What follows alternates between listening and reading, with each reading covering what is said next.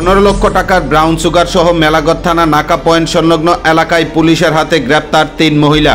ঘটনা মঙ্গলবার ভোর রাত 3টা 30 মিনিটে। সংবাদে প্রকাশ 15 লক্ষ টাকার ব্রাউন সুগার নিয়ে আগরতলা থেকে সোনামুড়া উদ্দেশ্যে পাচার করছিলেন 3 মহিলা। এমনটাই খবর আসে মেলাগড় থানা পুলিশের হাতে। সেই গোপন খবরের ভিত্তিতে মেলাগড় থানার পুলিশ মেলাগড় থানা নাকা পয়েন্ট এলাকায় মঙ্গলবার গভীর রাতে উৎপেতে থাকেন। মেলাগড় থানা নাকা পয়েন্টের কিছুটা আগে 3 মহিলা একটি ম্যাক্স গাড়ি থেকে নেমে পড়েন। আর ঠিক সেই সময় পুলিশ 3 মহিলাকে 34 কেস ব্রাউন সুগার সহ গ্রেপ্তার করেন।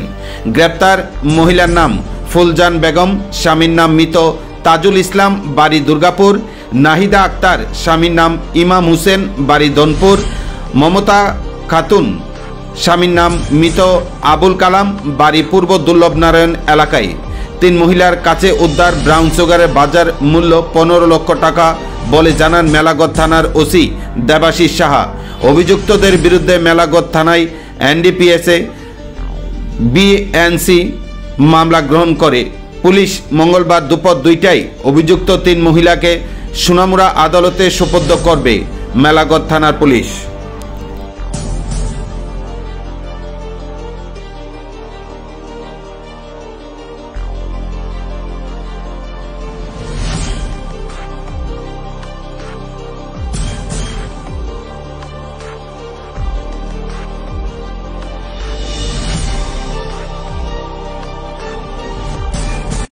আমাদের কাছে একটা ইনফরমেশন আছে যে 3 জন মহিলা বুকরা পরে আমাদের নাকার কিছুটা আগে একটা গাড়ি থেকে নেমে চলে যাচ্ছে এবং ইনফরমেশন থাকে যে তাদের কাছে প্রচুর পরিমাণে ড্রাগস জাতীয় জিনিস আছে। তো এই মোতাবেক আমরা একজন অফিসারকে ডাইরেক্ট করা হয়, অনামিকা দত্ত, মহিলাদের সার্চ করার জন্য। তো আমরা ওই মহিলাকে সার্চ করে ওই মহিলার কাছ থেকে প্রচুর পরিমাণ ব্রাউন সুগার বক্সেস উদ্ধার করি।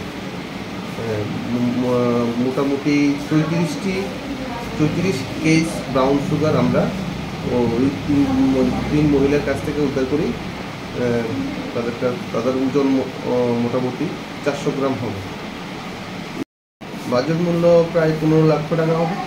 এই ড্রাগসগুলো কোথায় যাচ্ছিল বা ওদেরকে কী মনে হচ্ছে, যাদেরকে যাদেরকে মানে গ্রেপ্তার হয়েছে ওদের নামটা? যারা গ্রেপ্তার হয়েছেন তাদের নাম হচ্ছে ফুলজান বেগম, স্বামীর নাম মৃত তাজুল ইসলাম, দুর্গাপুর সোনামুড়া। আরেকজন হচ্ছে নাহিদা আক্তার, স্বামীর নাম হচ্ছে গিয়ে ইমাম হোসেন, ধনপুর পিএস সোনামুড়া। আরেকজন হচ্ছে মমতা খাতুন, স্বামীর নাম মৃত আবুল কালাম, বাড়ি হচ্ছে পূর্ব দুর্লভনারায়ণ পিএস সোনামুড়া।